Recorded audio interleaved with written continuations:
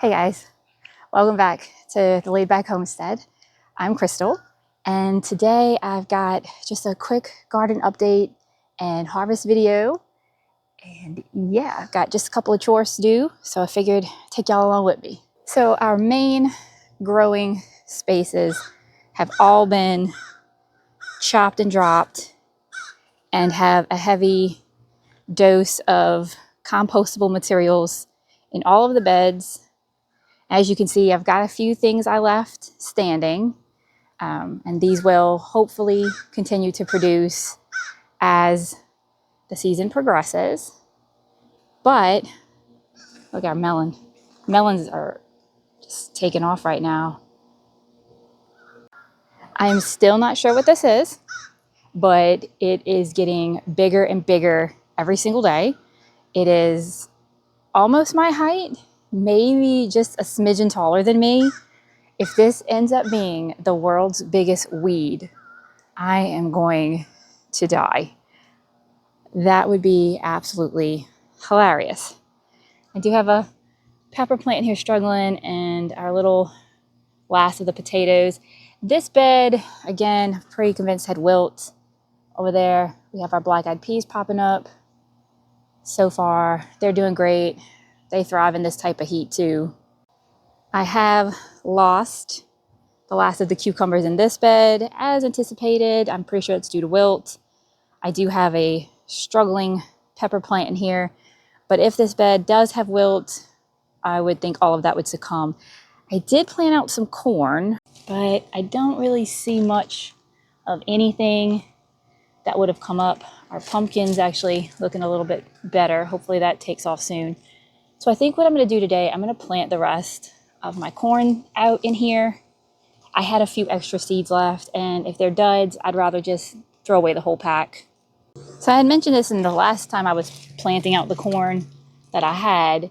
Corn is a little bit of a gamble at this point for me in my zone, but I really am just trying to clean out old seeds. So it's good to know now if they're duds, because that just means that next spring I need to buy fresh seeds if I want to get any type of corn harvest. And I'm just pushing these in about fingertip deep. It's nice airplane ASMR for you guys. What's nice about this is I started a whole bunch of like brassica seeds and stuff in my last video, and now I can actually see the vision of where things are going to go.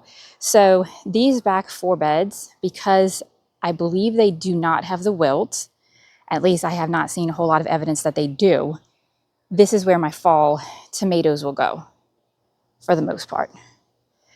These 4 beds, because I am pretty convinced that they have the wilt, I'm going to mainly focus my brassicas and my root vegetables. Now I am really confused because peanuts, as you see here, are supposed to be susceptible to the wilt, and they are doing a really good job of thriving in here. So I am very confused. And it's not just the peanuts over there. All of my peanuts that I put in my grow bags as testers are doing amazing. I'm starting to wonder if the strand of bacteria, the type of bacteria I have is different. This is why it's very important to come out every day. Apparently I missed a day. I planted a squash in here. It was a transplant. It's gone. Like, deceased. That one's still there. I've got some cantaloupe seeds. Maybe I'll come put a few of those in here. So I picked these up when I was at the Home Depot the other day because, of course, any gardener / seed hoarder knows can't walk past the seed aisle. I'm going to plant these where it's moist, so I know they'll stand a chance at germinating. I'm really confused about what happened to my squash, so that's unfortunate. So part of the chaos gardening that I do is I kind of just run around like a squirrel or a chicken, and as I see chores, I just do them. So I'm actually going to be harvesting a lot of these peppers. Some of them are no bueno.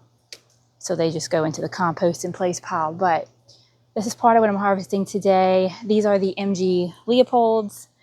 They are really spicy, but I am due to make some more. I may do pepper jelly with these. I think I'll do pepper jelly. We'll see. Not 100% sure, but I've got a lot of them and they need to come off.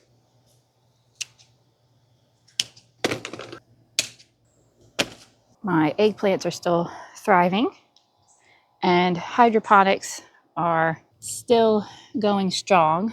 I've had some algae issues affecting the pump in my water reservoir, but I've got an idea. I've got a UV light filter that I'm going to try to put in there, and I think that's going to help with the algae. It's from an old fish tank that I don't have set up anymore, so I'm hoping that works. Really, the hydroponics is its own video in and of itself. My carrots, I really probably should just take these out. It's like way too hot for them to even be here.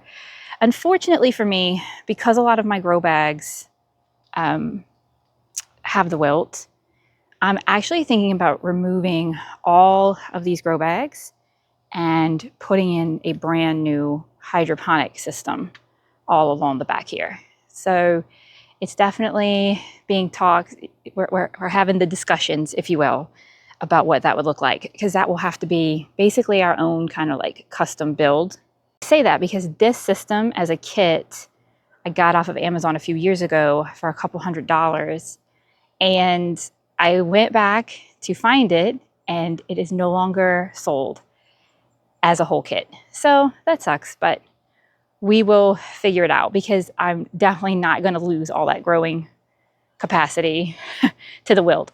I will not be bested by this wilt. So it's super bright. I don't know if you can tell, but my sugarcane is taller than me by a lot. I'm just not really sure when to harvest this. I think the fall.